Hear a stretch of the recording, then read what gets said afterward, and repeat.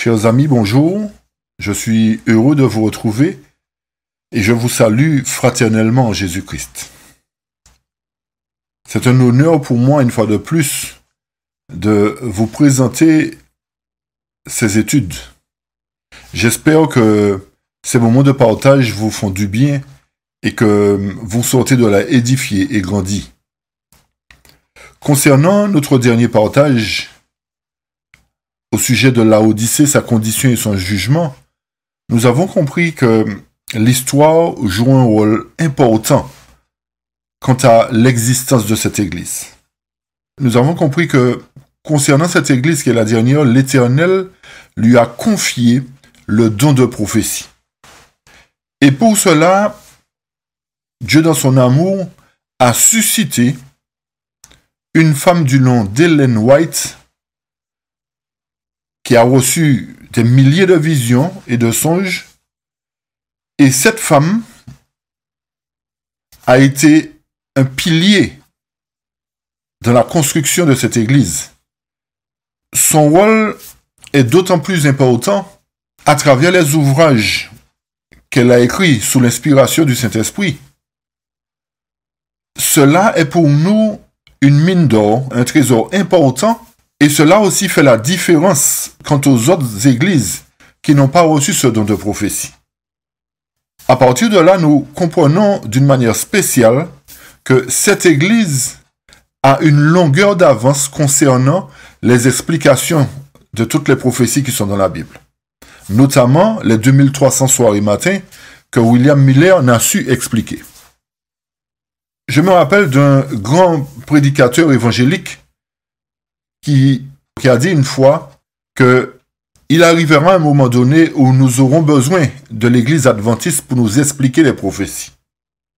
Cela montre que les autres dénominations comptent sur la 7e Église pour leur apporter justement les données nécessaires pour mieux comprendre les prophéties. Ne pensez pas que c'est une mince affaire pour cette Église. Parce que, justement, dans le volet que nous allons toucher aujourd'hui, nous allons voir la condition de l'église de Laodicée. Parce qu'elle a une condition qui est déplorable aux yeux de Dieu, alors que Dieu lui a confié des richesses inimaginables. Elle s'est vantée qu'elle n'a plus besoin de rien et que ses richesses lui suffisent. Mes chers amis, je crois que cette étude que nous entamerons aujourd'hui est d'une importance capitale. Et je vous demande une attention toute particulière concernant la condition de cette Église. Et je souhaite aussi que tous ceux qui, dans le passé, ont eu un doute quant à l'esprit de prophétie, ont compris que cette femme, en la personne d'Ellen White, est un pilier de l'Église adventiste du 7e jour. Et qu'à travers tous les ouvrages qu'elle a écrits, elle a touché tous les domaines de la vie, y compris le domaine de la santé. Les choses qu'elle avait prédites à travers l'aide du Saint-Esprit sont en train de se réaliser, se sont déjà réalisées, continuent à se réaliser concernant les maladies, concernant les animaux malades, concernant les épidémies. Et nous voyons ces choses s'accomplir jusqu'à présent. Cela fait plus de 177 ans qu'elle a écrit. Et nous voyons que ces livres, ces écrits ont encore de l'importance, jouent un rôle important encore concernant les familles, concernant les foyers, l'état du monde actuel. Chers amis, je vous demande de ne pas prendre à la légère le don de prophétie que l'Éternel a confié à cette Église. Je prie que l'Éternel vraiment nous aide à rentrer en nous-mêmes, à nous humilier, à comprendre que cette Église a un rôle particulier à jouer concernant la fin de l'histoire du monde. Mais avant de toucher la condition de cette Église, je vous invite à prendre la position avec moi pour la prière, pour invoquer la présence de notre Dieu. Éternel Dieu Tout-Puissant, Dieu d'amour, je te demande pardon premièrement pour toutes les fautes, toutes les imperfections que nous aurons pu commettre devant toi. Je te demande de nous laver dans le sang précieux de Jésus-Christ. Et que ton Saint-Esprit, l'Esprit de vérité, prenne possession de nous et nous aide à dispenser adroitement ta parole de vérité. Que je ne sois pas vu, mais que Jésus-Christ soit vu à travers la parole. Et que tous ceux qui auront écouté ces paroles puissent être édifiés et qu'ils puissent s'humilier devant ta face. Père, merci pour ton immense bonté, merci pour ton amour, merci pour ta gratitude envers nous, ta patience, ta longanimité, Seigneur. Que tu continues à nous bénir, à nous diriger. Je t'ai prié au nom puissant de Jésus-Christ et pour ta gloire, Père. Amen. Amen. Chers amis, comme je vous ai dit, nous allons toucher maintenant la condition de Laodicée. Et par la suite, le troisième volet, nous toucherons son jugement. Pour commencer, je vous invite à lire avec moi Apocalypse 3, à partir du verset 4 à 22, qui concerne effectivement l'ange de l'église de Laodicée. Je lis ce qui suit. Écrit à l'ange de l'église de Laodicée. Voici ce que dit l'Amen, le témoin fidèle et véritable, le commencement de la création de Dieu. Je connais tes œuvres. Je sais que tu n'es ni froid ni bouillant. Puisses-tu être froid ou bouillant? Ainsi, parce que tu es tiède et que tu n'es ni froid ni bouillant, je te vomirai de ma bouche. Tu dis, je suis riche et je me suis enrichi. Je n'ai besoin de rien, et parce que tu ne sais pas que tu es malheureux, misérable, pauvre, aveugle et nu. Verset 18. Je te conseille d'acheter de moi de l'or éprouvé par le feu, afin que tu deviennes riche, et des vêtements blancs, afin que tu sois vêtu, et que la honte de ta nudité ne paraisse pas, et un collier pour oindre tes yeux, afin que tu vois. Moi, je reprends et je châtie tout ce que j'aime. Aie donc du zèle et repens-toi. Voici, je me tiens à la porte et je frappe. Si quelqu'un entend ma voix et ouvre la porte, j'entrerai chez lui, je souperai avec lui et lui avec moi. Celui qui vaincra, je le ferai asseoir avec moi sur son trône, comme moi j'ai vaincu et me suis assis avec mon Père sur son trône. Que celui qui a des oreilles entende ce que l'Esprit dit aux églises. Fin de citation. Ce texte nous montre la condition de la 7e église. Cette église de Laodicée, nous avons dit, est un symbole de l'église adventiste du 7e jour. Et cela, nous l'avons compris à travers l'histoire de cette église. Le témoin fidèle et véritable, qui est l'Éternel lui-même, dit à cette église qu'il connaît ses œuvres. Et que cette église n'est ni froide ni bouillante. Le témoin fidèle recommande à cette église d'être froide ou bouillante, de ne pas être tiède. Et lui dit, ainsi parce que tu es tiède et que tu n'es ni froid ni bouillant, je te vomirai de ma bouche. Chers amis, ces premières paroles doivent déjà nous interpeller. Et nous chercherons à comprendre en quoi consiste la tiédeur de Laodicée, pour que l'Éternel arrive à la vomir de sa bouche. Alors que le témoin fidèle exhorte Laodicée en lui demandant d'être froid ou bouillant, Laodicée lui dit que « Mais non, je suis riche. Je me suis enrichi et je n'ai besoin de rien. » Et le témoin fidèle à son tour lui dit « Mais non, mais tu ne sais pas que tu es malheureux, misérable, pauvre, aveugle et nu. » Chers amis, Laodicée effectivement ne sait pas qu'il est dans cet état. Laodicée ne prend pas conscience que c'est le témoin fidèle qui lui parle. Laodicée tient tête au témoin fidèle et lui dit « Je suis riche, je n'ai pas besoin de tes conseils. Je me suis enrichi. Je n'ai pas besoin de tes conseils, je n'ai besoin de rien du tout. » N'est-ce pas de l'orgueil? Quand le témoin fidèle vient nous dire que nous avons besoin de certaines choses et qu'en retour, nous lui disons que nous n'avons pas besoin de ses conseils? N'est-ce pas de l'orgueil? N'est-ce pas aussi un rejet du témoin fidèle? Et par amour, le témoin fidèle dit à cette église, « Je te conseille d'acheter de moi de l'or éprouvé par le feu. »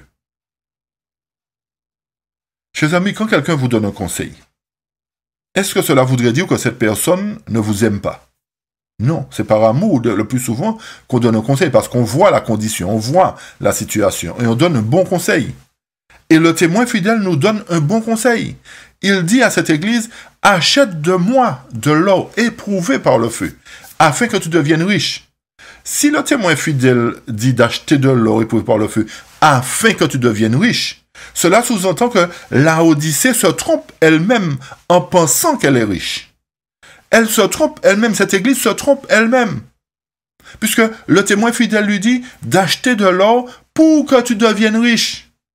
Et non seulement d'acheter l'or éprouvé par le feu, mais d'acheter aussi des vêtements blancs afin que tu sois vêtu. La question que je pose, sommes-nous conscients que nous sommes nus? Sommes-nous conscients que nous sommes une honte pour le monde? Sommes-nous conscients que nous sommes un sujet de moquerie pour le monde? Quand nous sommes nus, chers amis, ce n'est pas une gloire d'être nus devant le monde. Au contraire, c'est plus une honte en tant que chrétien.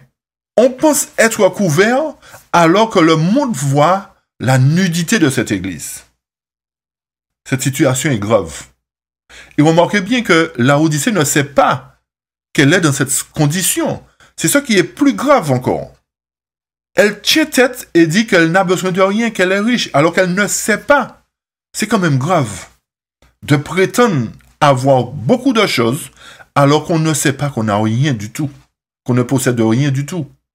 Et non seulement le témoin fidèle conseille d'acheter l'or éprouvé par le feu et un vêtement blanc, mais l'Éternel lui recommande aussi un collier pour oindre ses yeux, afin que cette église voie. Cela sous-entend qu'elle ne voit pas non plus, elle est aveugle.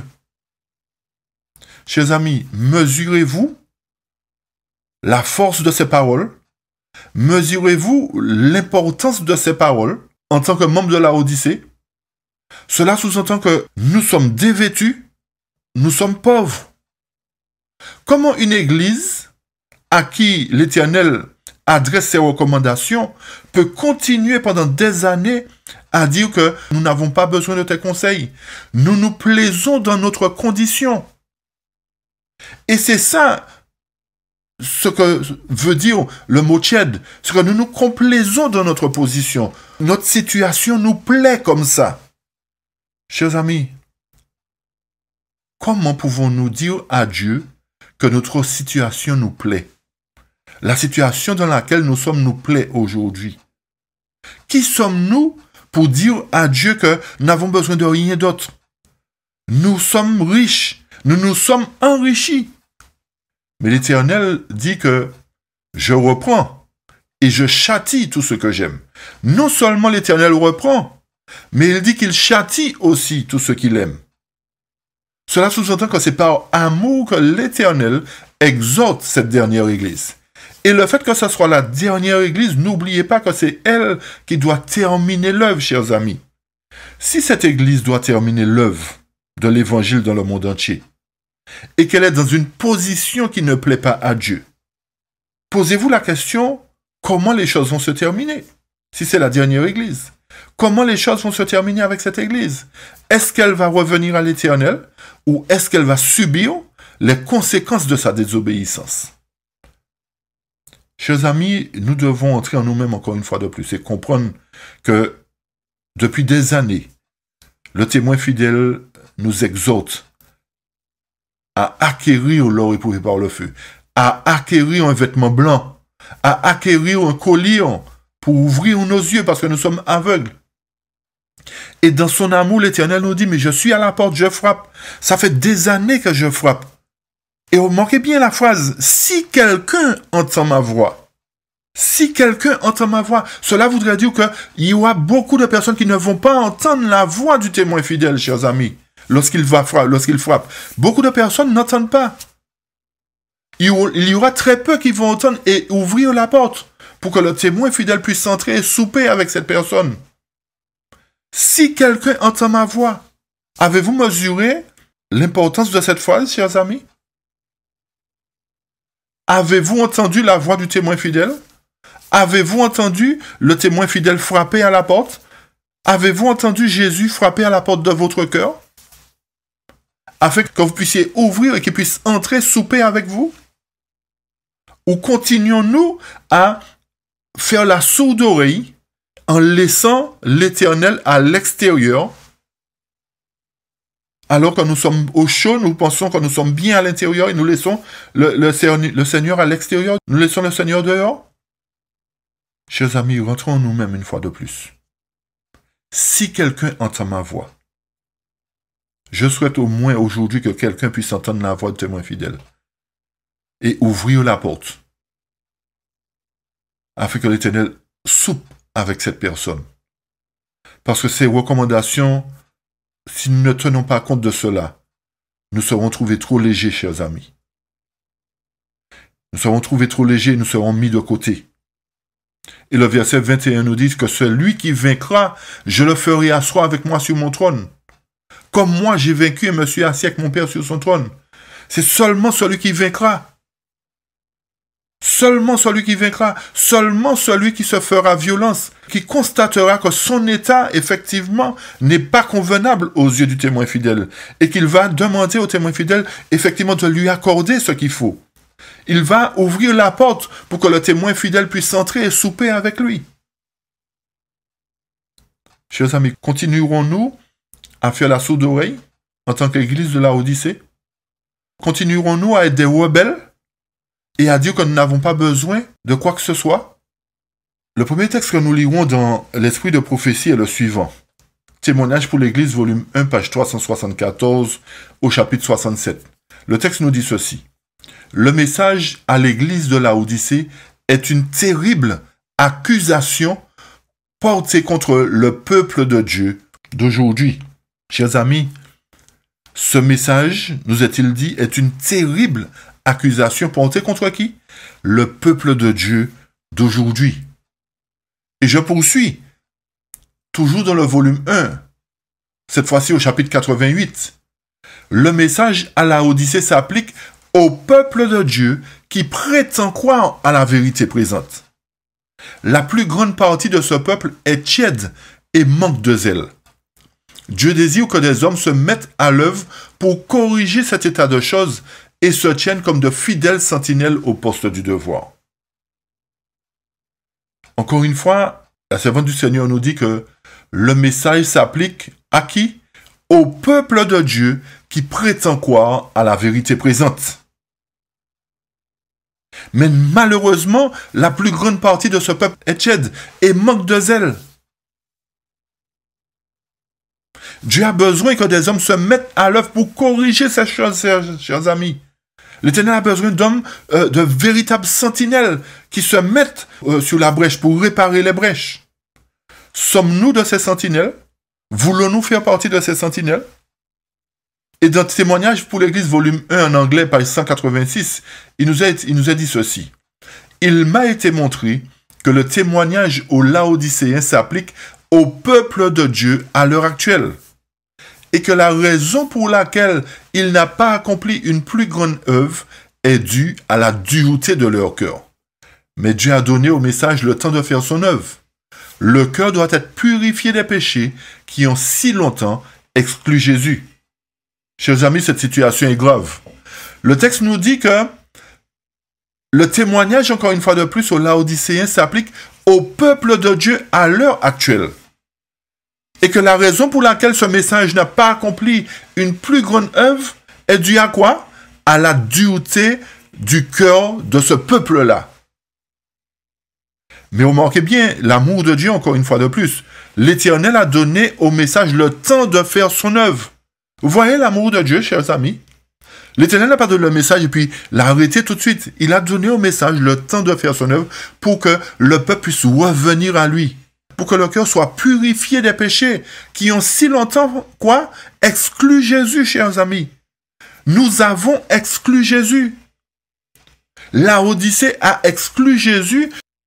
La Odyssée a tenu tête à Jésus et en lui tenant tête, il a exclu Jésus, chers amis. Si nous avons exclu Jésus, chers amis, qui prend la place? Qui prend la place?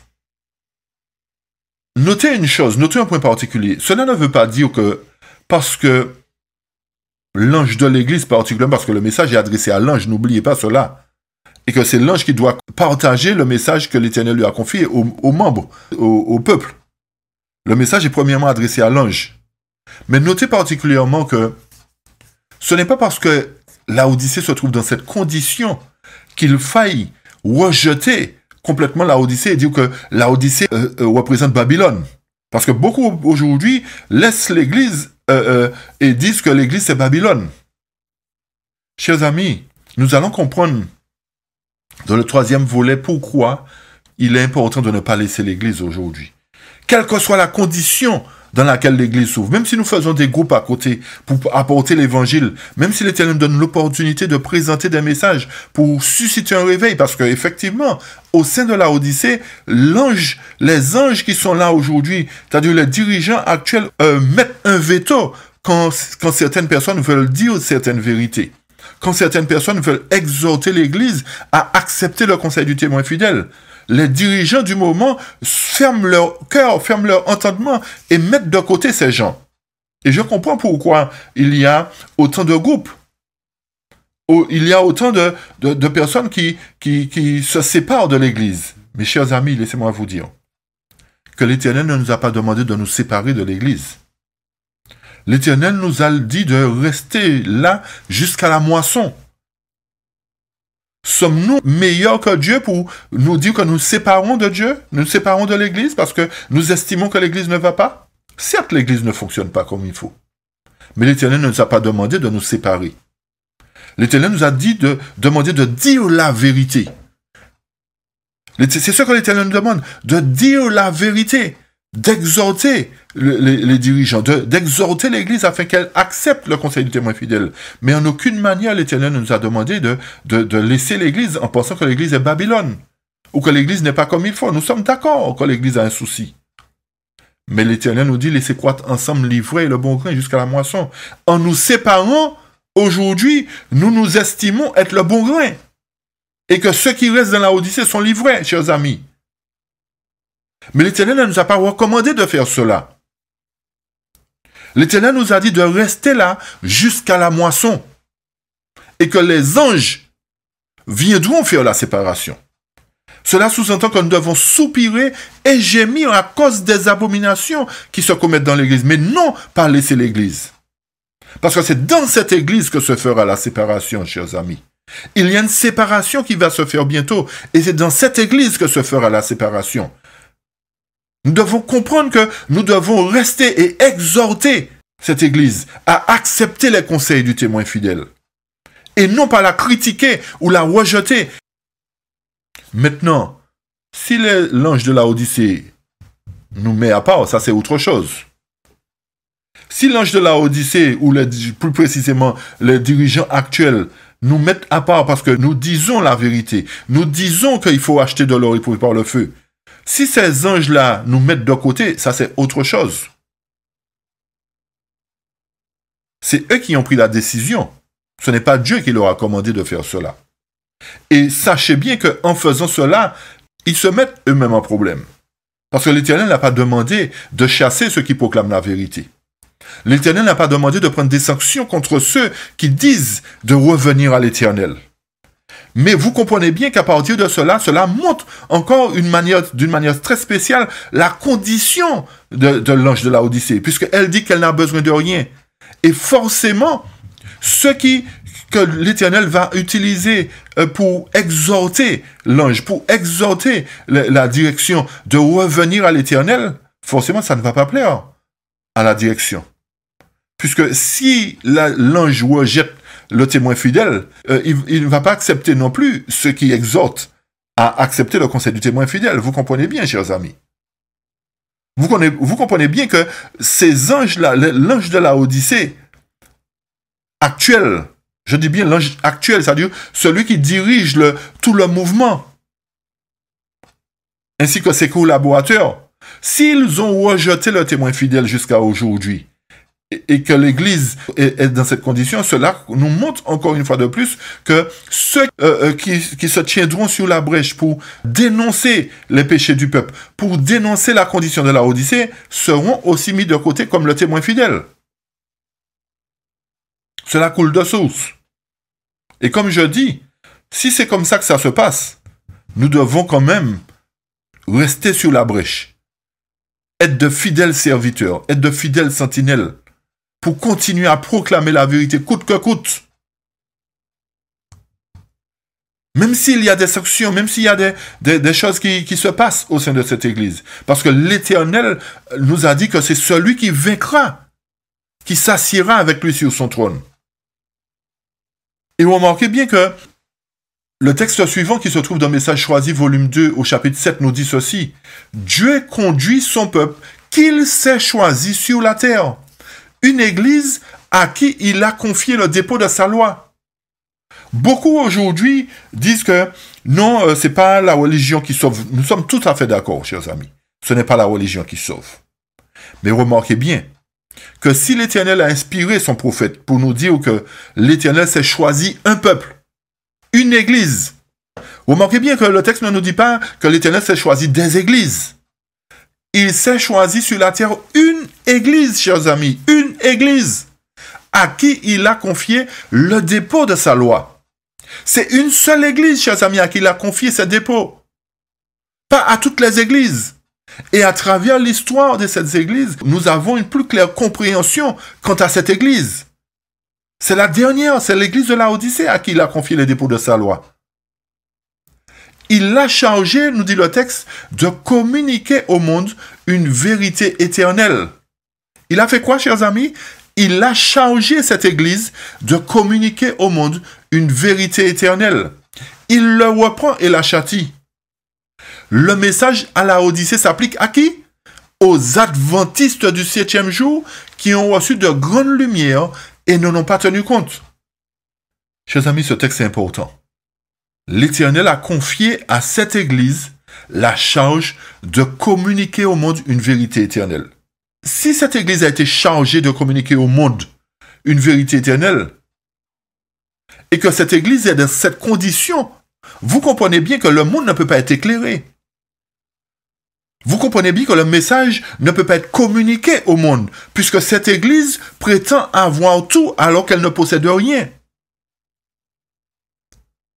Et remarquez bien que ce message s'adresse aux adventistes du 7e jour, qui ont reçu de grandes lumières et n'en ont pas tenu compte. Cela voudrait dire qu'ils n'ont pas la lumière. Quand je dis ils n'ont pas la lumière, chers amis, vous comprenez encore une fois de plus que ce sont les dirigeants, forcément, l'ange. Rappelez-vous que c'est l'ange. Notez que ce n'est pas une critique contre les dirigeants. Je ne suis pas en train de faire le procès des dirigeants. Mais quand vous reprenez le texte, chers amis, d'Apocalypse 3, écrit à l'ange de l'Église, c'est l'ange qui est responsable de l'Église, chers amis, c'est-à-dire le dirigeant. Et c'est pour cela que je parle du dirigeant aujourd'hui. Je n'ai rien contre les dirigeants d'une manière spéciale. Mais le problème, c'est qu'ils sont en porte-à-faux avec l'Éternel. Et que s'ils sont en porte-à-faux avec l'Éternel, que l'Éternel nous interpelle, nous, en tant que peuple, nous avons le devoir d'interpeller à notre tour le dirigeant. C'est notre devoir d'interpeller le dirigeant. Ce n'est pas parce que nous sommes des enfants que nous ne pouvons pas dire à nos parents, mais nous ne sommes pas d'accord avec votre façon de parler. Nous ne sommes pas d'accord avec votre façon de voir les choses. C'est notre devoir en tant que peuple de susciter un réveil et une réforme au sein de l'Église. Si l'ange de l'Église ne se rend pas compte, puisque notez le texte que le texte nous dit, il ne sait pas qu'il est pauvre, misérable, aveugle, il ne sait pas, il n'est pas conscient de cela. S'il n'est pas conscient, chers amis, et que l'Éternel permet à certains d'être conscients, vous comprenez bien que si nous avons justement la foi et l'amour, nous devons, par amour, aider l'ange de l'Église à prendre conscience. Et c'est là que nous voyons que nous tous, nous n'avons pas la foi et l'amour. D'une manière générale, nous n'avons pas la foi et l'amour parce que la foi et l'amour doivent nous aider à supporter ceux qui ne voient pas qu'ils sont dans cet état. La foi et l'amour doivent nous pousser à aider ceux qui sont dans les ténèbres alors qu'ils pensent être dans la lumière. La foi et l'amour doivent nous pousser à exhorter l'Église à accepter le conseil du témoin fidèle. Mais si nous abandonnons, si nous laissons le bateau en pensant que nous sommes de meilleurs matelots, que nous sommes de meilleurs conducteurs, que faisons-nous, chers amis? Avons-nous de l'amour pour ceux qui sont là, qui ne se rendent pas compte, qui sont en train de rejeter le conseil du témoin fidèle? Quel amour avons-nous? Nous n'avons pas d'amour, chers amis, non plus. Nous n'avons pas d'amour. Parce que nous déclarons que l'Église, c'est Babylone, que l'Église ne convient pas et que nous laissons l'Église, chers amis. Quand nous avons de l'amour pour nos frères et sœurs, nous faisons tout notre possible pour les exhorter, même s'ils ne veulent pas entendre. Même s'ils font la sourde oreille. Mais à un moment donné, l'amour remportera la victoire. L'amour prendra le dessus. Quand quelqu'un a été blessé, chers amis, est-ce que vous pensez que la personne guérit du jour au lendemain? Non. Cela prend du temps.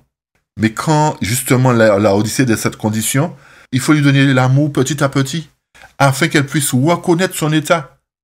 Mais si nous estimons que nous sommes meilleurs et que nous laissons tomber, ou nous faisons tout ce que nous voulons à côté, et nous mettons à juger, à critiquer, quelle attitude avons-nous à l'égard de Dieu?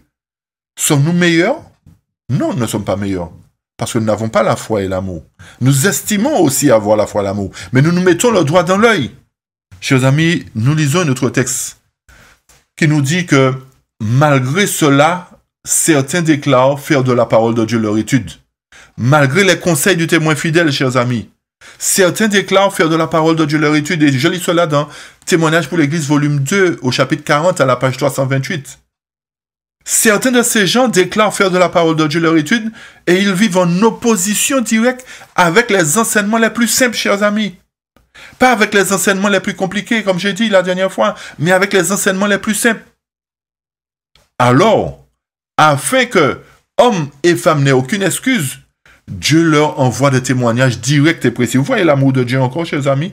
Dieu leur envoie, pour que personne n'ait aucune excuse, Dieu nous envoie des témoignages directs et précis. Pour faire quoi?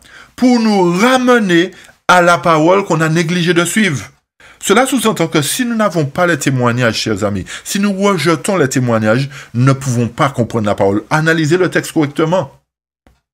C'est ce que ça veut dire. Si nous rejetons, nous continuons à rejeter les témoignages en nous disant que c'est une femme qui a écrit, non, nous n'avons pas à tenir compte de l'esprit de prophétie, chers amis, nous ne pourrons pas comprendre la parole. Et c'est parce que nous avons négligé de suivre cette parole que l'Éternel nous a dressé justement les témoignages directs et précis. Et ces témoignages-là abondent en principes généraux, destinés à former de bonnes habitudes. Et les témoignages généraux et personnels ont pour but de faire quoi? D'attirer l'attention spécialement sur ces principes, chers amis. Et il a plu à Dieu de nous prescrire ligne sur ligne, précepte sur précepte.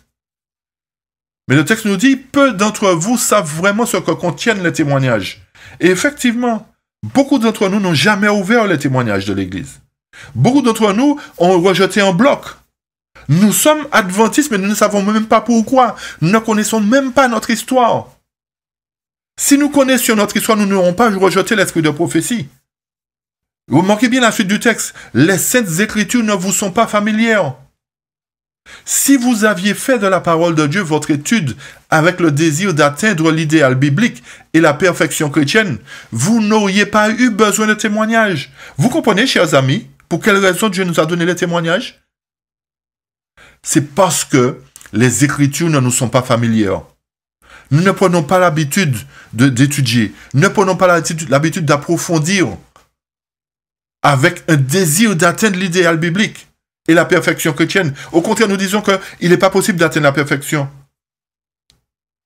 Il n'est pas possible d'être parfait comme Jésus-Christ. Si Jésus a été un exemple pour nous, chers amis, il nous a dit que nous pouvons être comme lui. Comment nous pouvons dire aujourd'hui qu'il n'est pas possible d'atteindre cet idéal? À chaque instant, nous nous rendons compte que nous faisons de Dieu un menteur. Puisque l'Éternel nous a dit, soyez donc parfaits comme moi je suis parfait.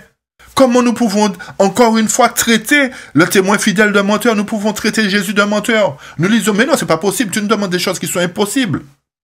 Chers amis, pendant combien de temps allons-nous traiter le témoin fidèle de menteur? Pendant combien de temps allons-nous tenir tête à l'Éternel et dire que tu te trompes sur notre condition, nous n'avons pas besoin de tes conseils? Pendant combien de temps allons-nous dire aux témoins fidèles que nous sommes riches et nous sommes vêtus, nous avons tout ce qu'il nous faut? Pendant combien de temps allons-nous être orgueilleux à ce point et ne pas nous soumettre à la volonté de Dieu?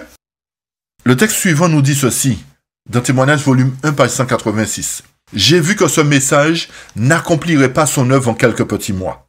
Il est destiné à réveiller le peuple de Dieu.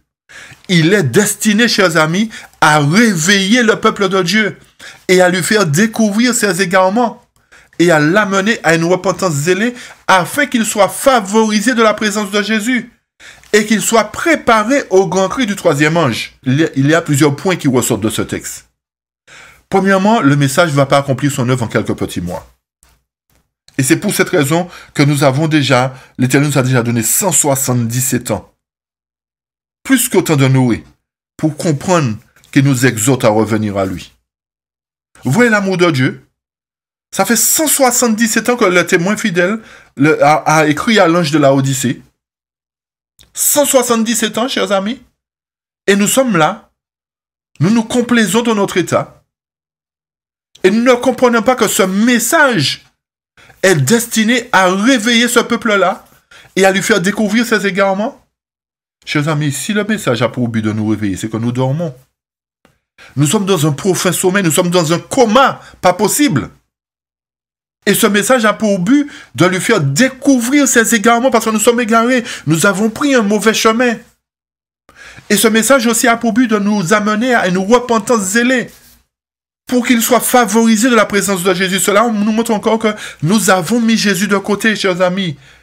Et rappelez-vous du texte qui dit que l'Église retourne résolument en Égypte.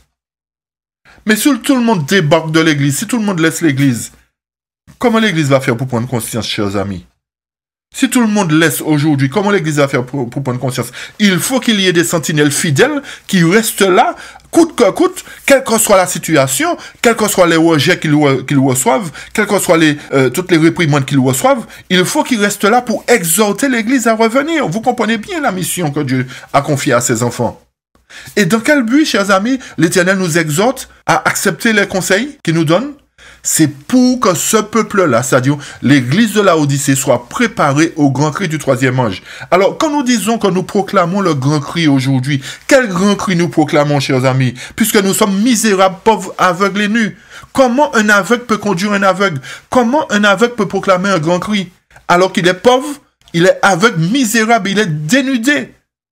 Chers amis, vous comprenez bien que pour accomplir cette mission de proclamer le grand cri du troisième ange, il faut qu'on revienne à l'Éternel.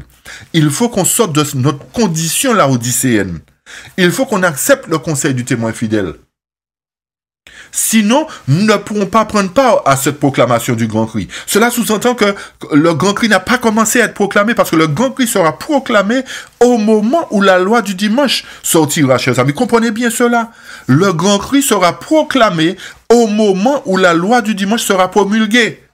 Alors, si c'est à ce moment-là que ça doit être promulgué, comprenez bien qu'il doit y avoir un peuple pur, un peuple qui accepte justement les conseils du témoin fidèle, qui a décidé de se revêtir du vêtement blanc, un peuple qui a décidé d'accepter le collier, un peuple qui a décidé d'acheter de l'or éprouvé par le feu, la foi et l'amour. Et c'est pour cette raison que la parole inspirée nous dit, quand le Fils de l'homme viendra, trouvera-t-il de la foi? Cela se sous-entend, chers amis, qu'il y aura très peu qui auront la foi. La foi vient de quoi? La foi vient de la parole. Et cela nous montre encore, chers amis, que nous n'avons pas la foi. Nous prétendons avoir la foi. Nous disons que nous croyons au retour de Jésus. Nous attendons Jésus. Mais nous n'avons pas la foi. Parce que la foi, l'Éternel nous dit que nous n'avons pas. La foi et l'amour, il nous manque cela. Nous prétendons, nous pensons que nous avons, mais nous n'avons rien. Parce que si nous avions l'amour, chers amis, nous serions là sans cesse à soupirer et à gémir à cause des abominations qui se commettent dans l'Église. Nous serions une Église différente. Nous serions non pas une Église militante, mais une Église triomphante. Cela montre que, effectivement, beaucoup d'entre nous baissons les bras. Beaucoup d'entre nous avons peur des réprimandes. Beaucoup d'entre nous avons peur que nos amis nous rejettent pour la cause de la vérité. Chers amis, même si mes amis me rejettent pour la cause de la vérité, mais l'Éternel ne m'a jamais rejeté. Même si mes amis me mettent de côté parce qu'ils estiment que ce n'est pas ce qu'ils ont appris dans le passé, je sais que l'Éternel se sert de moi Il peut se servir de vous aussi pour proclamer la vérité. Et c'est là qu'on voit aussi les véritables amis. C'est là qu'on voit aussi ceux qui sont pour l'éternel, chers amis. Si vous proclamez quelque chose de différent d'eux, ils vous rejettent parce que telle personne a dit n'écoutez pas ceci ou n'écoutez pas cela, n'écoutez pas telle personne. C'est là qu'on voit les véritables amis. C'est dans les difficultés, dans les problèmes qu'on voit qui sont ceux qui sont pour l'éternel.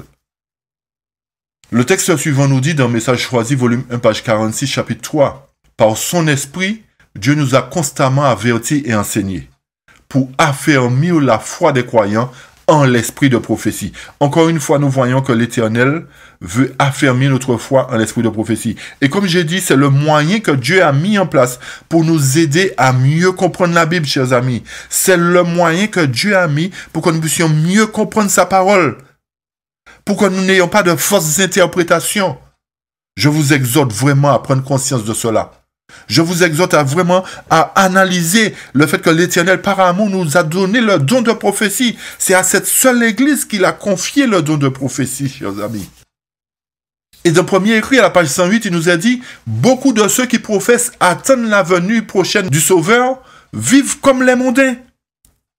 Ils sont bien plus préoccupés d'obtenir l'approbation de ceux qui les entourent que celle de Dieu. Ils sont froids et formalistes, comme les églises nominales dont ils sont sortis récemment. » Le message à la Odyssée décrit parfaitement leurs conditions. Et c'est ce que je disais tout à l'heure, chers amis. Beaucoup d'entre nous sommes là, oui, nous attendons le retour de Jésus, mais nous rejetons les conseils du témoin fidèle. Comment pouvons-nous prétendre que nous serons sauvés, que Jésus va nous prendre avec lui? Comment pouvons-nous penser encore que Jésus va nous prendre alors que nous rejetons en bloc les vérités essentielles pour notre temps? Comment prétendons-nous que Jésus va nous accepter des pécheurs qui le rejettent, à entrer dans le ciel avec lui? Chers amis, il faut qu'on enlève le poteau qui est dans notre œil. Si nous ne voyons pas vraiment, il faut qu'on demande à Dieu d'enlever ce poteau-là qui est dans nos yeux. Il faut qu'on lui demande le collier, chers amis, parce que nous ne voyons pas du tout. Nous ne sommes même pas conscients que le fait de rejeter le témoin fidèle, nous ne pouvons pas avoir accès au ciel. Avons-nous pris conscience de cela? Que nous nous trompons nous-mêmes? Nous sommes comme les mondains, nous dit la parole. Nous sommes préoccupés à obtenir l'approbation de ceux qui nous entourent. Et nous rejetons l'approbation de Dieu. C'est ce que je disais tout à l'heure. Nous voulons garder l'amitié de certaines personnes, alors que ces gens sont en contradiction, sont en opposition avec la parole de Dieu. Mais par amour pour eux, vous voyez le truc, chers amis? Par amour pour ces gens-là, nous préférons leur approbation. Et nous rejetons l'amour de Dieu. Est-ce que c'est ce que l'Éternel nous a demandé? Est-ce que l'Éternel nous a dit de nous confier en l'homme? Il nous a dit non. Malheur à l'homme qui se confie en l'homme. Continuerons-nous à faire plaisir à l'homme? Ou prendrons-nous la décision de servir l'Éternel? N'oubliez pas que la condition de la Odyssée est en horreur à l'Éternel. Cette condition ne plaît pas à l'Éternel, chers amis. Et remarquez bien que le témoignage volume 1 au chapitre 88 nous dit, à la page 548, quel aveuglement! Prendre la lumière pour les ténèbres et les ténèbres pour la lumière. Le témoin fidèle nous conseille de lui acheter de l'or éprouvé par le feu, les vêtements blancs et un collier pour nos yeux. Nous devons sortir de notre tiédeur par une conversion réelle. Sinon, nous ne serons pas sauvés. Chers amis, nous devons sortir de notre tiédeur par une conversion réelle. Sinon, nous ne serons pas sauvés. Ne pensons pas que parce que le fait que nous soyons baptisés, que nous soyons entrés dans cette église, que nous sommes sauvés d'office, chers amis. Et beaucoup de personnes pensent cela. Une fois qu'ils sont baptisés, qu'ils ont connu les 10 commandements, ils pensent qu'ils sont sauvés, qu'ils n'ont rien à faire. Laissez-moi vous dire que le plus souvent, les gens du dehors sont beaucoup plus sauvés que ceux qui sont à l'intérieur. Et c'est pour cette raison que les prostituées risquent de nous devancer. Chers amis, allons-nous être de ceux qui gardons la place pour les autres?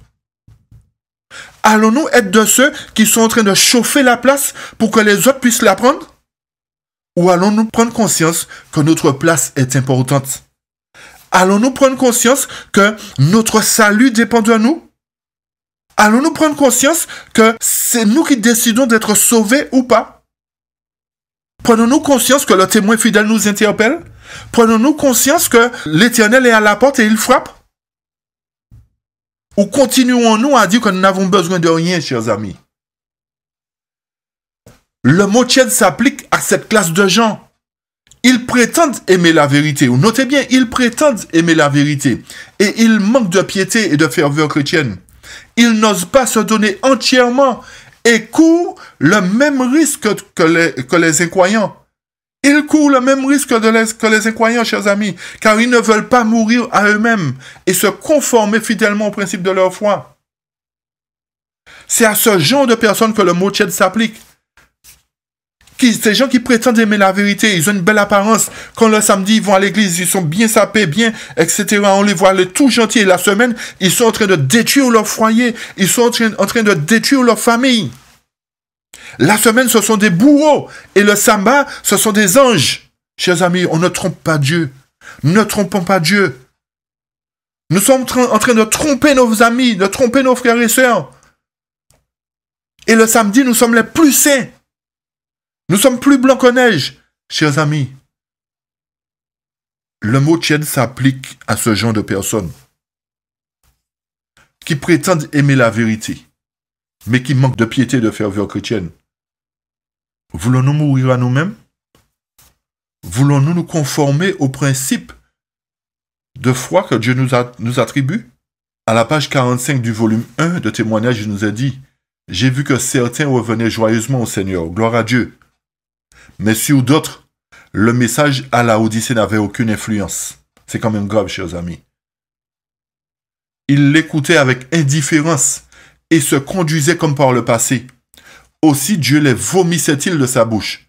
Seuls ceux qui se repentent avec zèle trouveront grâce aux yeux de Dieu. À travers ce texte, je vous invite à comprendre qu'il y a deux groupes qui se forment dans l'Église. À partir de ce texte, je veux que vous compreniez que la Odyssée est dans la condition, effectivement, où il y a l'ivraie et le bon grain dans son sein.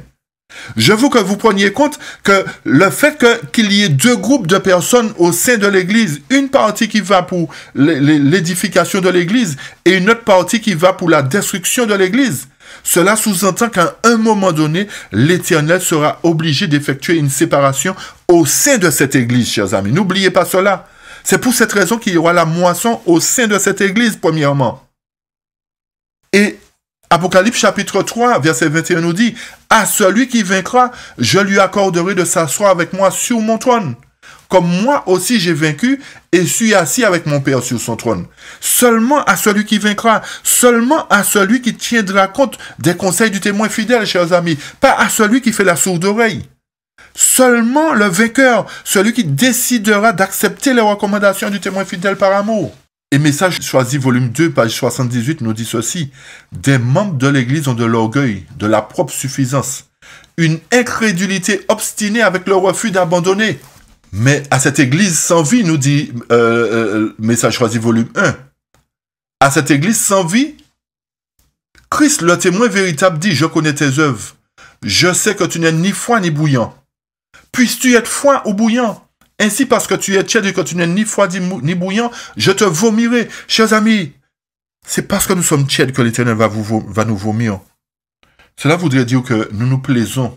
Quand nous sommes tièdes, nous nous plaisons dans notre position. Nous sommes à l'aise. Et c'est justement ça qui déplaît à l'Éternel, chers amis. C'est justement cela qui déplaît à l'Éternel. Le fait d'être à l'aise. L'Éternel ne veut pas que nous soyons à l'aise. L'Éternel veut que la parole nous dérange. Si la parole de vérité ne nous dérange pas, il y a un problème. Je répète, chers amis, si la parole de vérité ne nous dérange pas, il y a un problème. Cela voudrait dire que nous sommes tièdes. Nous sommes dans la condition de la Odyssée. La parole de l'Éternel doit nous interpeller chaque jour, sans cesse, pour que nous puissions revenir à l'Éternel, pour que nous puissions avoir une meilleure compréhension, pour que nous puissions avoir une meilleure attitude, pour que nous puissions avoir un autre comportement. Mais si nous sommes à l'aise, chers amis, rien ne va nous affecter parce que nous sommes à l'aise. Rien ne va nous troubler, rien ne va nous interpeller. Et c'est là justement que nous serons surpris. C'est là justement que nous serons surpris quand le moment arrivera. N'oubliez pas qu'il y a un temps de détresse qui arrive, chers amis. N'oublions pas qu'il y a un temps de détresse. Et les signes des temps nous montrent déjà que le temps de détresse est tout proche. Allez-vous prendre conscience que si vous n'êtes pas prêt, vous ne pourrez pas passer ce temps de détresse? Allez-vous prendre conscience que si vous n'acceptez pas les recommandations du Seigneur, ce temps de détresse sera une destruction pour vous? Chers amis, continuerons-nous à dire que nous sommes riches et que nous n'avons pas besoin du conseil du témoin fidèle? Le texte suivant nous dit, à la page 419 du volume 1 des Messages choisis, « Mais ce peuple-là, il n'a pas répondu aux bénédictions imméritées dont Dieu l'a comblé. Il a été rebelle, ingrat, il a oublié Dieu, qui a été pour lui ce qu'un Dieu aimant et qui pardonne est pour un fils ingrat et pervers. Il a résisté à sa grâce, il a abusé de ce privilège. Il a laissé passer les occasions favorables. Il s'est laissé sombrer dans le contentement de soi-même, dans une ingratitude lamentable, dans un formalisme vide, dans l'hypocrisie. Avec un orgueil pharisaïque, il s'est glorifié à tel point qu'il a pu être dit de lui, « Tu dis, je suis riche, je me suis enrichi, je n'ai besoin de rien. » Le Christ voit ce que l'homme ne voit pas. Et c'est ce que je disais tout à l'heure, nous avons une apparence. Nous trompons beaucoup de personnes, mais l'Éternel voit ce que nous ne voyons pas, chers amis. Il voit les péchés qui, à moins d'une repentance sincère, risquent d'épuiser la patience d'un Dieu plein de longanimité. Et écoutez bien la suite de ce paragraphe, chers amis. Message choisi, page 419, volume 1. Le Christ ne peut prendre à sa charge les noms de ceux qui se montrent satisfaits et pleins de propre suffisance. Je relis ce passage. Le Christ ne peut prendre à sa charge les noms de ceux qui se montrent satisfaits et pleins de propre suffisance. Il ne peut importuner son Père en faveur d'un peuple qui n'éprouve aucun besoin de son aide et qui se vante de tout savoir et de tout posséder. Cette citation est grave. Avons-nous compris que si nous continuons à rester comme nous sommes, le Christ ne peut pas nous prendre à sa charge? Avons-nous compris que l'Éternel ne peut pas intercéder auprès de son Père pour des gens rebelles? Avons-nous compris que l'Éternel ne peut pas importuner son Père en faveur d'un peuple qui n'éprouve aucun besoin de son aide? Avons-nous compris cela, chers amis? Et souvent nous disons que nous avons un avocat auprès du Père. Souvent nous disons que nous avons un intercesseur auprès du Père. Comment un intercesseur qui est Christ, qui est juste, peut intercéder pour des gens rebelles? Comment l'Éternel peut importuner son Père pour des gens qui refusent d'accepter le conseil du témoin fidèle? Comment l'Éternel, Jésus, peut intercéder auprès de son Père pour des gens qui se disent n'avoir besoin de rien? Des gens qui se vantent être riches? Chers amis, revenons à l'Éternel. Parce que nous sommes en train de nous tromper. Nous sommes en train de faire de l'Éternel un menteur. Nous pensons effectivement que nous aurons droit à l'arbre de vie. Nous pensons que nous atteindrons la porte du ciel. Nous pensons que nous entrerons dans le paradis. Le texte nous dit, le Christ ne peut prendre à sa charge les noms de ceux qui se montrent satisfaits et pleins de propre suffisance. Il ne peut pas importuner son Père. Avons-nous pris conscience de cela, chers amis, ou continuons-nous à être des ingrats? Continuerons-nous à être des gens malhonnêtes? Continuerons-nous à être des gens rebelles? Continuerons-nous à être des gens orgueilleux? Et nous prétendons que nous avons la vérité? L'Éternel ne va pas nous prendre notre nom en compte. Au contraire, l'Éternel va effacer de son livre notre nom. Parce que pendant des années, il nous exhorte à revenir à lui. Pendant des années, il nous interpelle. Et nous sommes laxistes, nous sommes là, nous venons, nous remplissons des fonctions, alors que nous ne sommes pas nous-mêmes convertis. Nous voulons que les autres se convertissent, alors que nous-mêmes, nous vivons dans notre état pharisaïque. L'Éternel ne prendra pas en compte nos noms. L'Éternel ne va pas importuner son Père pour des gens comme nous, chers amis. Des gens orgueilleux. Au contraire, il va prendre les prostituées. Il va prendre les gens du dehors pour nous remplacer à un moment donné. C'est pour cette raison que je dis, faisons attention de ne pas garder la place pour les autres. Et dans Témoignage volume 1, cette fois-ci, à la page 376, il nous a dit ceci. Il ne suffit pas d'une simple profession de foi en la vérité. Et c'est ce qui se passe aujourd'hui. Beaucoup ont fait profession de foi de suivre Christ. Mais c'est en théorie, pas en pratique. Beaucoup ont entendu comme moi-même, une fois que vous êtes baptisé, vous êtes sauvé. C'est ce que la parole nous dit. Oui, en théorie. Mais en pratique, qu'est-ce que nous faisons? Est-ce que nous sommes réellement sauvés? Le texte nous dit, tous les soldats de la croix du Christ sont dans l'obligation d'entrer dans la croisade contre l'adversaire des âmes, de condamner le mal et de prendre le parti de la justice. Est-ce que c'est ce que nous faisons au sein de nos églises? Est-ce que nous dénonçons le mal? Est-ce que nous dénonçons l'injustice? Est-ce que nous prenons parti pour la justice, chers amis? Est-ce que nous faisons cela? Le texte nous dit, mais le message du témoin fidèle révèle que nous vivons dans une terrible illusion, qui l'oblige à nous avertir afin de nous réveiller de notre torpeur spirituelle, pour que nous puissions réagir avec énergie. Vous voyez pourquoi le message du témoin fidèle a été donné? Parce que nous vivons dans une terrible illusion qui l'oblige à nous avertir. Parce que nous sommes dans une torpeur spirituelle. Et si nous ne prenons pas compte de ce message, nous ne pouvons pas réagir. Et la servante du Seigneur nous dit ceci, dans ma dernière vision, il m'a été montré que même ce message catégorique n'avait pas accompli le dessein de Dieu. Le peuple sommeille au milieu de ses péchés. Il continue à se déclarer riche et à prétendre n'avoir besoin de rien. Écoutez la suite, chers amis. Beaucoup d'entre nous se demandent pourquoi tous ces reproches.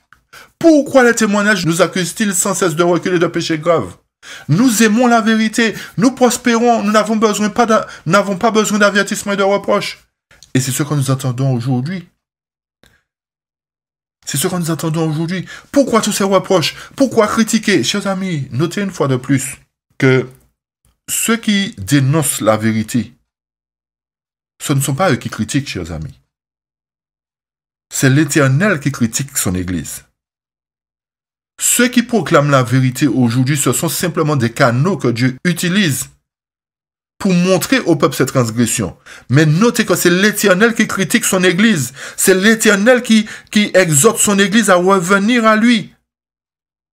Alors ceux qui n'ont pas compris cela disent, mais pourquoi tout ça de reproche? Pourquoi le témoignage nous accuse-t-il sans cesse? Pourquoi ceci? Pourquoi cela? Un tas de questions. Et malgré tout, le peuple est dans l'indifférence. Le peuple reste dans l'ignorance. Pourquoi nous critiquer? Pourquoi nous accuser de péché? S'il n'y avait pas de péché, le témoin fidèle n'aurait pas accusé. Et les serviteurs de Dieu n'auraient pas repris ces paroles pour exhorter l'Église.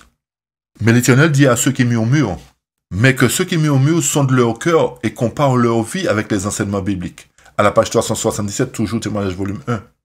Qu'ils humilient leur âme devant Dieu, qu'ils permettent à la grâce de dissiper leurs ténèbres, et les écailles tomberont de leurs yeux.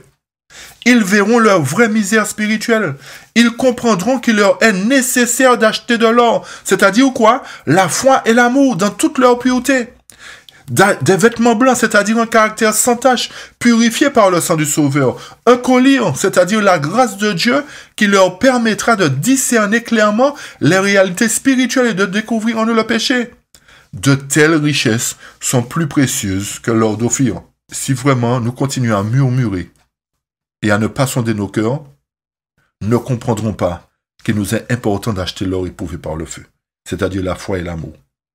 Cela sous-entend encore que nous n'avons pas la foi, comme j'ai dit tout à l'heure. Nous n'avons pas la foi et nous n'avons pas l'amour. Nous n'avons pas confiance en la parole de Dieu. Nous croyons, nous savons que Jésus va revenir. Mais nous ne croyons pas en ses promesses véritablement. Parce que si nous croyons en ses promesses, nous serions dans la posture d'accepter les recommandations qu'il nous fait. Parce que nous vivons comme le monde. Nous ramenons le monde à l'église. Nous sommes soi-disant convertis, mais nous avons gardé nos vieilles habitudes, nos vieilles coutumes. Et c'est ce que l'Éternel veut extirper de nous. C'est nos vieilles habitudes qu'il veut que nous abandonnions. Et c'est pour cette raison qu'il nous demande d'acheter l'or éprouvé par le feu. La foi et l'amour. La foi qui va nous sauver. Et cette foi-là, nous en aurons besoin, comme je vous ai dit, bientôt. Parce que nous passerons un temps de détresse tel qu'aucune nation n'a jamais vu. Pour passer ce temps de détresse, il va nous falloir la foi, chers amis. Et il nous faut l'amour pour exhorter l'Église, pour exhorter l'ange de l'Église, pour revenir à l'Éternel. Il nous faut cet amour véritable et non pas abandonner l'Église. Il nous faut ce vêtement blanc afin que le monde arrête de se moquer de nous. Il nous faut nous revêtir de ce vêtement de justice et non prétendre que nous sommes vêtus. Il nous faut ce collier qui va nous permettre de voir la vérité telle qu'elle est en Jésus-Christ. Il nous faut ces choses, chers amis. Et remarquez bien ce que Satan fait. Remarquez bien sur l'habileté de Satan. À la page 378, toujours du volume 1. Satan met toute son habileté à suggérer et à susciter des objections qu'il oppose aux avertissements que Dieu envoie. Vous voyez la méthode de Satan? Il fait quoi? Il met toute son habileté à suggérer et à susciter des objections. Et il oppose cela aux avertissements que Dieu envoie. Il s'oppose aux avertissements à travers ces objections. Et remarquez bien la suite. Aussi, beaucoup de gens considèrent-ils comme vertu une marque d'intelligence de se montrer sceptique et de poser des questions et d'ergoter. Chers amis, cette phrase est grave. Et c'est ce qui se passe. C'est ce qui se passe. Beaucoup de personnes pensent qu'ils sont tellement intelligents qu'ils se permettent d'être sceptiques à l'encontre de la parole de Dieu. Ah, vous pensez que c'est comme ça que ça va se passer? Ah, vous pensez que vous avez mal compris? Ah, ils se permettent d'ergoter, chers amis. Ils se permettent d'ergoter. Ils se permettent de mettre en doute la parole de Dieu. Ils se permettent de critiquer la parole de Dieu en pensant que c'est une forme d'intelligence. Que c'est une marque d'intelligence. Et ces gens-là se pensent intelligents. Et souvent, nous entendons des gens dire ça. Ah, c'est pas comme ça, vous lisez, mais vous ne comprenez. Chers amis, souvent j'ai entendu ça. Des gens qui, soi-disant, pensent qu'ils sont plus intelligents que vous et vous disent que vous n'avez pas compris ce que vous avez lu. Et quand vous leur demandez d'expliquer les choses, ils ne savent même pas l'expliquer. Et ces gens-là pensent que c'est une marque d'intelligence. Ils sont fiers. Ils sont fiers d'être sceptiques. Ils sont fiers d'ergoter. Mais ils ne savent pas qu'ils sont en train de faire le jeu du malin. Ils ne savent pas qu'ils sont en train d'être utilisés par le diable pour critiquer la parole inspirée. C'est ces gens-là qui critiquent la parole inspirée, parce qu'ils mettent en doute la parole inspirée. Beaucoup sont adventistes aujourd'hui et rejettent l'esprit de prophétie, mettent en doute l'esprit de prophétie, ergotent, critiquent l'esprit de prophétie aujourd'hui, chers amis. C'est ces gens-là qui n'ont pas leur place au sein de la communauté. Mais l'Éternel a dit, laissez croître ensemble l'ivroie et le bon grain. Beaucoup de personnes sont dans cette condition aujourd'hui. Ils sont adventistes, mais ils ne savent même pas pourquoi. C'est quoi adventiste? Ils ne savent même pas. Ils ne savent même pas quelle est la mission de cette église. Et c'est pour ça que je dis que il faut qu'on comprenne bien notre mission. L'Éternel s'est choisi ce peuple-là. Il s'est choisi ce peuple-là pour être dépositaire de sa loi, pour éclairer le monde bientôt. Parce qu'il y aura quelque chose qui va arriver. Et si cette église-là ne se réveille pas, les choses seront catastrophiques. Et c'est pour cette raison que l'Éternel va susciter un peuple au sein de cette église, les 144 000, chers amis. C'est pour ça qu'il va susciter les 144 000, c'est-à-dire les fidèles, ceux qui se feront violence. Rappelez-vous au temps de Gédéon. Rappelez-vous au temps de Gédéon. Il y avait plus de 22 000 hommes qui étaient prêts pour le combat. Mais l'Éternel a dit non, il y a trop, ces gens-là vont me mettre en problème, j'ai pas besoin de ces gens-là, ils ne sont pas prêts. Ils ne sont pas prêts. Et l'Éternel a choisi seulement 300 hommes sur plus de 22 000, chers amis. Cela doit vous interpeller. Aux dernières heures de l'histoire de l'Église, l'Éternel va susciter 144 000, que vous le croyez ou non. L'Éternel va susciter, comme au temps de Gédéon, très peu d'hommes pour terminer l'œuvre. Mais ce seront ceux qui se feront violence. Ce seront ceux qui seront prêts pour le combat. Ce sera cette élite-là qui ira dans le monde en vainqueur et pour vaincre. Notez que, comme j'ai toujours dit, il n'y aura pas seulement que 144 000 sauvés, mais les 144 000 joueront un rôle important dans les dernières heures de l'histoire de l'Église, chers amis. C'est ça le rôle des 144 000. C'est eux qui proclameront le grand cri. Cela voudrait dire qu'il y aura beaucoup parmi eux qui ne proclameront pas le grand cri parmi l'Église de Laodicée. C'est pour cette raison que l'Éternel exhorte l'Église de Laodicée à revenir pour que les 144 000 soient formés. Il y aura beaucoup qui vont descendre dans la tombe, sauvés ou pas. Mais parmi ceux qui resteront vivants, ce sont eux qui auront accepté le conseil du témoin fidèle. Comme j'ai dit, il y aura de ceux qui vont descendre quand même qui auront accepté le conseil du témoin fidèle. Et il y aura d'autres qui ne l'auront pas accepté. Notez bien, comprenez bien ce que je dis, pour ne pas aller interpréter les choses à votre manière. Chers amis, le texte poursuit et nous dit, ceux qui désirent douter en auront suffisamment l'occasion. Dieu ne se propose pas de supprimer toute possibilité de doute. Il parle clairement et les preuves qu'il fournit doivent être soigneusement examinées, avec humilité d'esprit et docilité de cœur. Puis chacun devrait décider selon le poids des preuves. Il y a suffisamment de preuves dans la Bible, chers amis, pour nous montrer que l'Éternel exhorte Laodicée. Il y a suffisamment de preuves dans la Bible pour nous montrer que l'Éternel va venir exercer un jugement au sein de la Odyssée. Tous les prophètes de la Bible en parlent. Tous les prophètes de la Bible nous font comprendre que l'Éternel va frapper son Église dans les dernières heures de l'histoire. Qui sommes-nous pour mettre en doute ces paroles?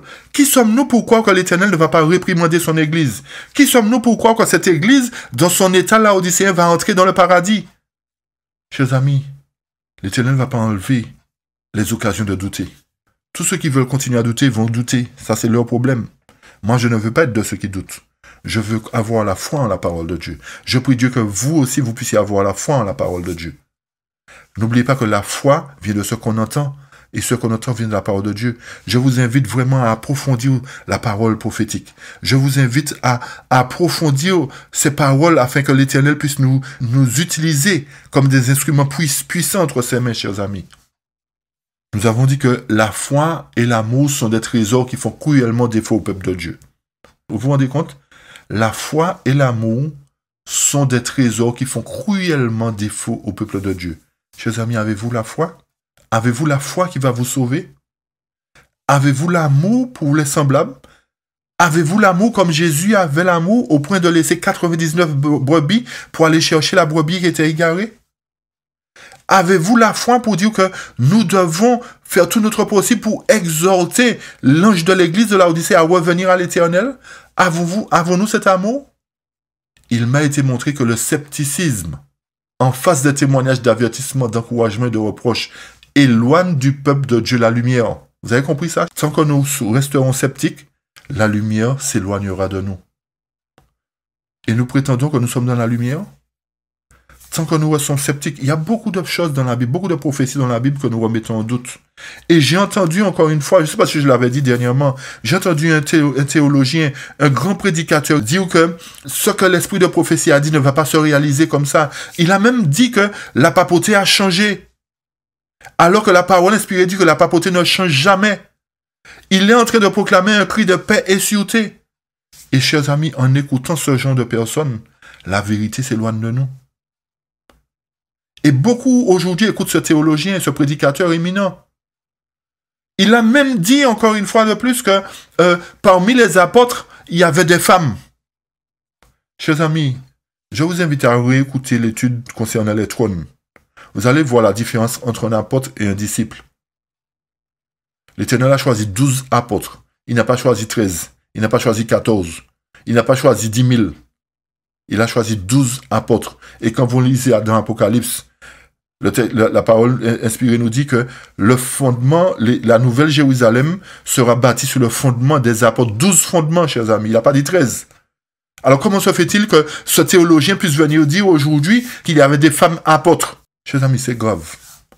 Quand nous confions en l'homme, c'est grave. Alors que l'Éternel nous exhorte à accepter ses recommandations. Nous faisons plus confiance à l'homme qu'à Dieu. Nous faisons plus confiance à des soi-disant dirigeants qui estiment avoir toute la vérité et qui détournent le peuple de la vérité. Nous mettons notre confiance en tous ces hommes-là, alors que le témoin fidèle par amour, depuis 177 ans, nous exhorte à accepter l'or éprouvé par le feu, la foi et l'amour, à accepter le vêtement blanc, le caractère pur et sans tache de Jésus-Christ, à accepter le collier qui va nous permettre de voir. Mais non, nous rejetons tout cela et nous faisons confiance à l'homme. L'homme vient nous dire n'importe quoi aujourd'hui. La façon que nous avons compris l'Apocalypse, c'est pas comme ça que ça va s'accomplir. La façon que Ellen White a dit ça, ce n'est pas comme ça que ça va s'accomplir. Vous vous rendez compte, chers amis, que l'ennemi est en train d'utiliser ces hommes-là pour nous perdre? Avons-nous pris conscience que Dieu n'a pas confié la vérité aux théologiens, mais aux prophètes? Avons-nous pris conscience que l'Éternel a suscité un prophète au sein de son Église et que nous sommes en train de rejeter ce prophète?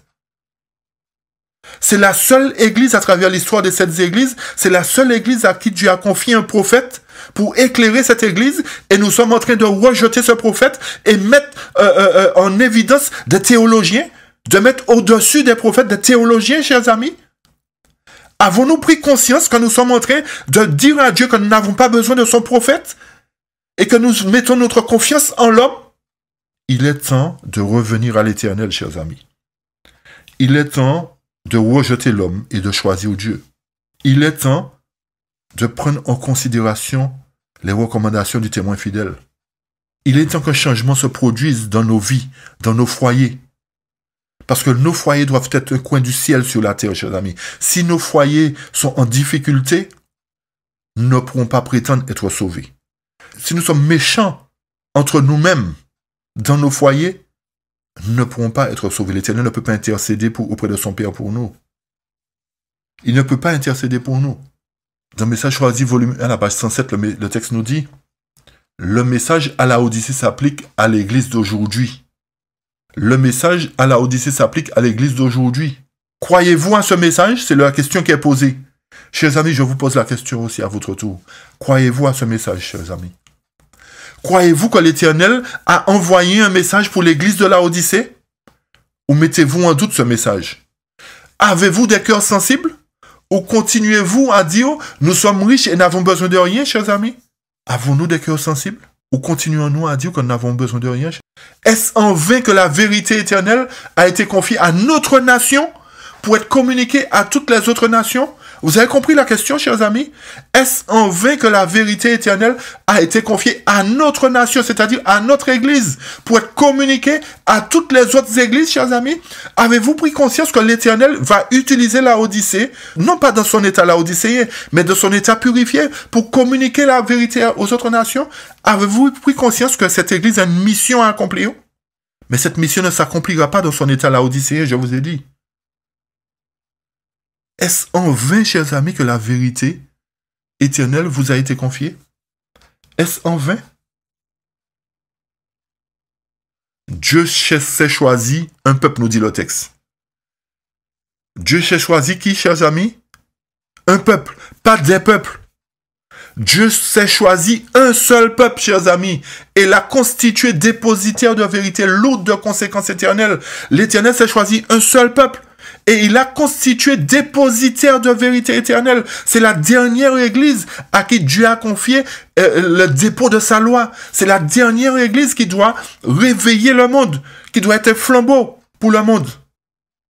C'est à lui qu'a été donnée la lumière qui doit éclairer le monde entier. Avez-vous pris conscience de cela? Avez-vous pris conscience que c'est à cette église que Dieu a donné la lumière qui doit éclairer le monde entier? Et c'est pour cette raison que l'Éternel lui a confié le don de prophétie.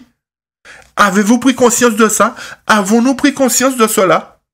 Que nous avons une mission, que l'église de la Odyssée a une mission à accomplir, mais pas dans son état laodicéen. Cela voudrait dire que la mission qu'il est en train d'accomplir aujourd'hui, que cette église est en train d'accomplir, n'est pas la mission que Dieu lui a confiée, parce qu'elle se croit juste, elle se croit sauvée. Mais lorsque l'Éternel fera son œuvre de purification dans cette église, c'est à ce moment-là que cette église sera une lumière pour le peuple. Avez-vous pris conscience de cela? Que cette église a été choisie par Dieu? Et ce n'est pas par hasard qu'elle a été constituée? La question suivante nous est posée, chers amis. Dieu se serait-il trompé? Je vous pose la question. Est-ce que Dieu s'est trompé? Est-ce que Dieu s'est trompé à notre sujet? Est-ce que Dieu s'est trompé en choisissant la Odyssée, chers amis? Est-ce qu'il s'est trompé? Je peux vous dire que Dieu ne s'est pas trompé. Dieu ne se trompe jamais. La question suivante, sommes-nous vraiment les instruments qu'il s'est choisis? Posons-nous la question, chers amis. Est-ce que je suis un instrument choisi par Dieu? Est-ce que je suis vraiment un instrument que Dieu a choisi pour être le dépositaire de sa loi, pour proclamer, pour claironner au monde qu'il y a quelque chose de grave qui arrive? Sommes-nous les hommes et les femmes destinés à porter au monde les messages d'Apocalypse 14? Vous avez compris cela, chers amis? Sommes-nous les hommes et les femmes destinés à porter au monde les messages d'Apocalypse 14, à proclamer le message du salut à ceux qui sont au bord de la ruine? Est-ce que nous avons pris conscience de notre mission? Ou est-ce que nous sommes laxistes? Est-ce que nous nous plaisons dans la condition de la Odyssée? Et c'est ce qui se passe, chers amis. Nous nous plaisons dans cette position. Nous n'avons pas d'amour pour les âmes qui sont en train de s'égarer. Nous sommes centrés sur nous-mêmes. Beaucoup de théologiens aujourd'hui, excusez-moi, théologiens, mais c'est un fait réel. Beaucoup de théologiens aujourd'hui disent le fait qu'ils sont à la retraite, maintenant nous allons parler. Chers amis, comme j'ai toujours dit, on ne se moque pas de Dieu.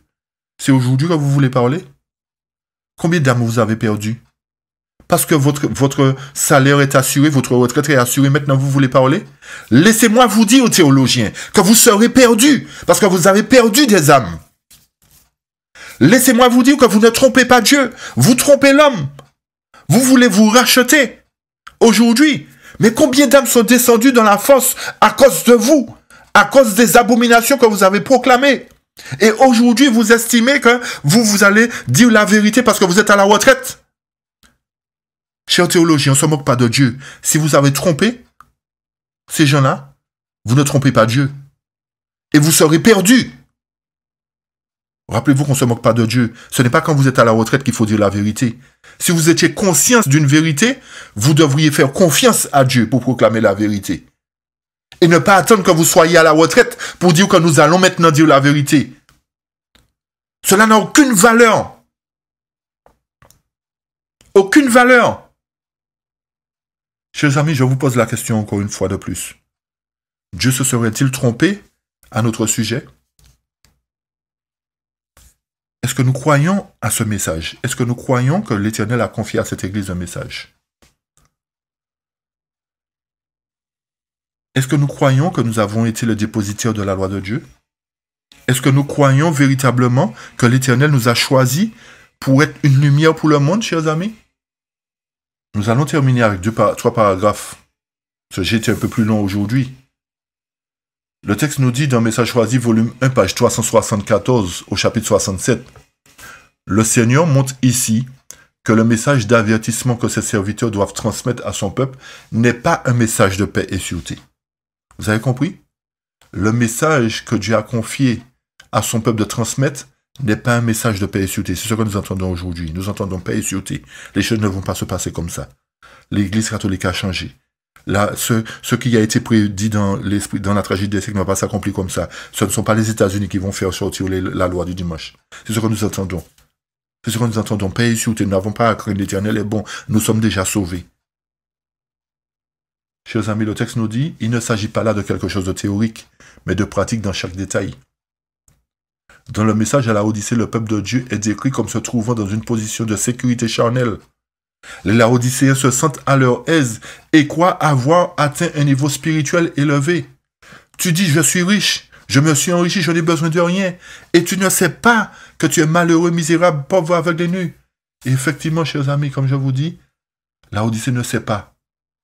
Mais pour qu'ils puissent savoir, chers amis, il faut qu'il y ait des gens qui aient de l'amour dans leur cœur pour exhorter à Laodicée à savoir. Il faut qu'il y ait des gens que l'Éternel interpelle pour justement à leur tour interpeller Laodicée. À cause de la condition de Laodicée, l'Éternel va venir exercer un jugement au sein de cette Église pour la purifier, pour séparer l'ivraie et le bon grain. À cause de l'abomination qui règne au sein de cette Église, l'Éternel va venir séparer l'ivraie du bon grain. L'Éternel va exercer son jugement dans cette Église, chers amis. Et Malachie 3, versets 1 à 5 nous dit ceci. « Voici, j'enverrai mon messager, il préparera le chemin devant moi, et soudain entrera dans son temple le Seigneur que vous cherchez, et le messager de l'alliance que vous désirez. Voici, il vient, dit l'Éternel des armées. Qui pourra soutenir le jour de sa venue? Qui restera debout quand il paraîtra? Car il sera comme le feu du fondeur, comme la potasse des foulons. Il s'assiera, fondra et purifiera l'argent. Il purifiera les fils de Lévi. Il les épurera comme on épure l'or et l'argent, et ils présenteront à l'Éternel des offrandes avec justice. Alors, l'offrande de Juda et de Jérusalem sera agréable à l'Éternel, comme aux anciens jours, comme aux années d'autrefois. Je m'approcherai de vous pour le jugement, nous dit l'Éternel, et je me hâterai de témoigner contre les enchanteurs et les adultères, contre ceux qui jurent faussement, contre ceux qui retiennent le salaire du mercenaire, qui oppriment la veuve et l'orphelin, qui font tort à l'étranger et ne me craignent pas, dit l'Éternel des armées. Chers amis, à travers Malachie, nous comprenons que l'Éternel va venir visiter son Église. Cette venue de l'Éternel dans Malachie, cette venue soudaine de l'Éternel n'est pas sa venue en gloire, et nous allons apporter les précisions la prochaine fois. Cette venue n'est pas sa venue en gloire. Beaucoup interprètent la Bible justement et disent que cette venue, c'est sa venue en gloire. L'Éternel ne vient pas purifier quand il vient chercher. La purification est déjà faite. Et le texte nous dit, verset 2, qui pourra soutenir le jour de sa venue? Pourquoi? Qui restera debout quand il paraîtra? Pourquoi, chers amis? Car il sera comme le feu du fondeur, comme la potasse des foulons. Il s'assiera, fondra et purifiera l'argent. La purification doit se faire avant le retour de Jésus. La purification doit se faire avant la loi du dimanche. Retenez bien encore une fois cela. La purification doit se faire pendant le temps de détresse, avant que la loi du dimanche ne soit proclamée. Pourquoi? Parce que cette église-là, dans son état purifié, c'est elle qui doit éclairer le monde de sa gloire. Et si elle n'est pas purifiée, elle ne peut pas éclairer le monde parce qu'elle sera toujours dans son état laodicéen. Vous comprenez la raison pour laquelle l'Éternel doit purifier l'église? C'est pour qu'elle sorte de son état laodicéen, pour qu'elle ne soit pas la risée des nations, mais au contraire qu'elle soit un flambeau pour les nations, chers amis. Je prie Dieu qu'il nous touche à travers ces paroles. Que nous puissions comprendre que notre position de cheater ne plaît pas à l'Éternel. Et nous devons prendre position pour la vérité. Nous ne devons pas prendre position pour l'homme, mais pour la vérité, chers amis. Ce sera la vérité qui va nous sauver. C'est la vérité qui nous a franchis. C'est vrai que j'ai été long, j'ai été un peu plus long. J'ai pris de me pardonner. Mais je ne pouvais pas arrêter un chemin. C'était pas possible d'arrêter parce qu'il fallait que j'apporte les précisions concernant la condition de la Odyssée. Chers amis, plaise à Dieu que nous ne restions pas dans cette condition laodicéenne, mais que nous puissions nous poser la question, est-ce en vain que la vérité éternelle nous a été confiée? Et est-ce que Dieu s'est trompé à notre sujet, chers amis? Dieu se serait-il trompé à notre sujet? Continuons-nous à faire de Dieu un menteur ou à nous prendre position pour la vérité? Que l'Éternel nous bénisse et qu'il nous garde et qu'il fasse de nous de véritables serviteurs. Au nom de Jésus. Amen. Abrite-moi sous tes ailes. Couvre-moi